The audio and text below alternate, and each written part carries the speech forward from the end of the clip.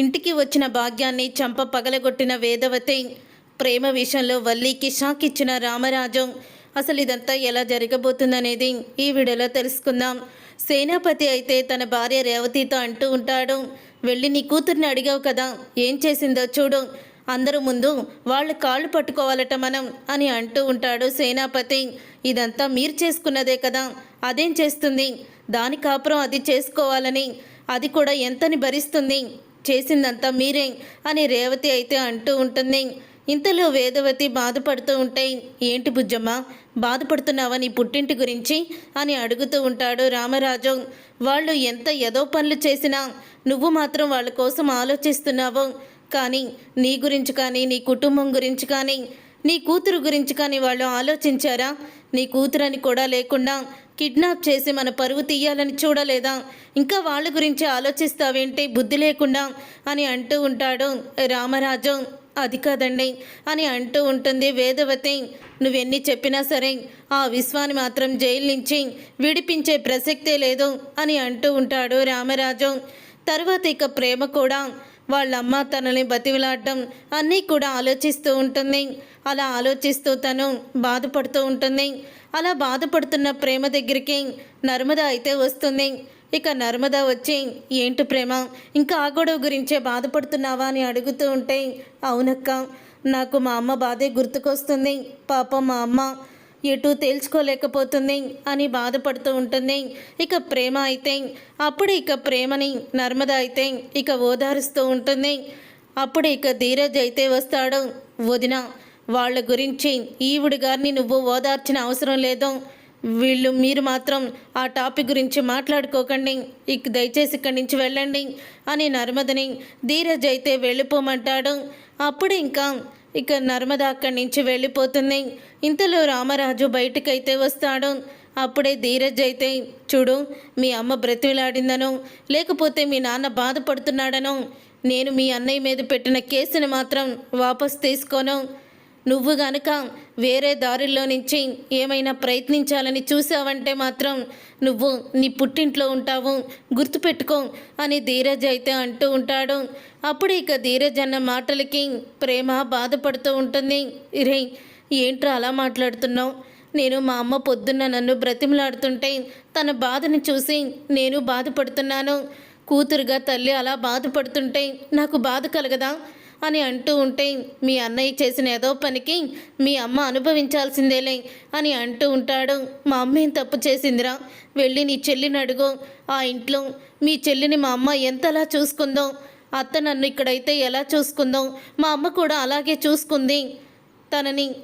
అలాంటిది మా అమ్మని కూడా నువ్వు అర్థం చేసుకోలేకపోతున్నావా అని అంటూ ఉంటే, నేను ఎవరిని కూడా అర్థం చేసుకోను, నిన్ను నమ్మి నట్టింట్లో మునిగాను కదా, ఈ జీవితంలో నిన్ను క్షమించను అని అంటూ ఉంటాడు ధీరజ్ అయితే. అప్పుడే ఇక ప్రేమ అయితే చాలా ఏడుస్తుంది. ఇక ప్రేమని చూసి జాలి కలుగుతుంది రామరాజుకి. ఈ గొడవల మధ్య ప్రేమ ధీరజ్ మధ్య దూరం పెరుగుతుంది. ధీరజ్ ప్రేమని దూరం పెడుతున్నాడు. ఎంతైనా కన్న తల్లి వచ్చి అలా బ్రతిమలాడుతుంటే ఏ కూతురి కన్నా ఎలా ఉంటుంది అని అనుకుంటూ ఉంటాడు మనసులో అయితే. తర్వాత జరిగిందంతా కూడా వల్లి ఫోన్ చేసి చెప్తుంది భాగ్యానికి. అప్పుడే భాగ్యం అయితే, అమ్ముడు, నేను ఒకసారి అక్కడికి వస్తాను, మన మాటలతో కూడా కొంచెం రెచ్చగొడితే అప్పుడు ఇంకా వేడెక్కుతుంది, ఆ నర్మదని ప్రేమని ఇంకా వాళ్ళు తిడతారు, అది నా కళ్ళారా చూడాలి అని అంటూ ఉంటుంది. అప్పుడు ఇంకా ఆ మాట విని తర్వాత ఇక వల్లి అయితే, రామ, నిన్ను చూసుకోవడం నేను చాలా రోజులైంది కదా అని వల్లి అయితే అంటుంది. ఇక భాగ్యం అయితే వస్తుందని తెలుసుకున్న వేదవతి, మీ అమ్మని పిలుస్తున్నావా? ఇంకా నర్మదని ప్రేమని బాధ పెట్టాలని చూస్తున్నావా?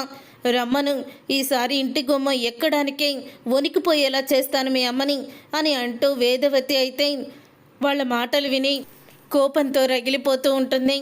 తర్వాత ఇక ఉదయం అవ్వగానే ఇక రామరాజు అయితే కూర్చొని ఉండగా ఇక చందు అయితే, నేను మిల్లుకి వెళ్ళొస్తాను నాన్న అని అంటూ ఉంటాడు.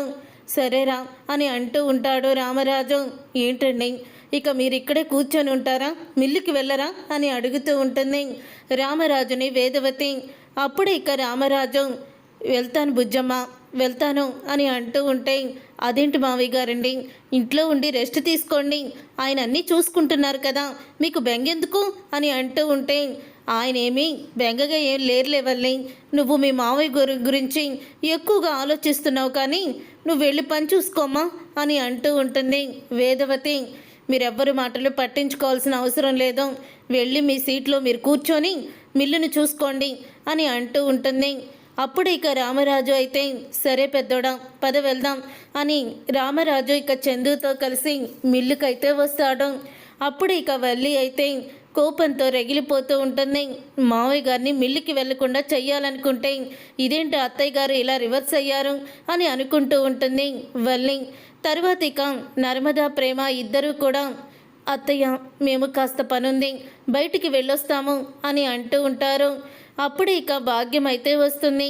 ఏంటమ్మా చేసిన రాజకార్యాలు సరిపోలేదా, ఇంకా మీ ఇంటి మీదకి మీ మామగారి మీదకి ఏం గొడవలు తీసుకొద్దామని బయటికి వెళ్తున్నారు అని అంటూ ఉంటుంది భాగ్యం. అప్పుడు ఇక ఆ మాట విని ఇక నర్మదా ప్రేమ ఇద్దరూ కూడా షాక్ అయిపోతూ ఉంటారు. ఇక కోపంతో రగిలిపోతారు కూడా. వేదవతి అయితే, వచ్చావా, రావడమే వీళ్ళిద్దరి మీద పడిపోయావన్నమాట, నువ్వు పెద్ద నట శిరోమణివి, నీకు కూడా షాక్ ఇస్తే అప్పుడు నువ్వు కూడా లెవెల్గా ఉంటావు అని అనుకుంటూ ఉంటుంది వేదవతి.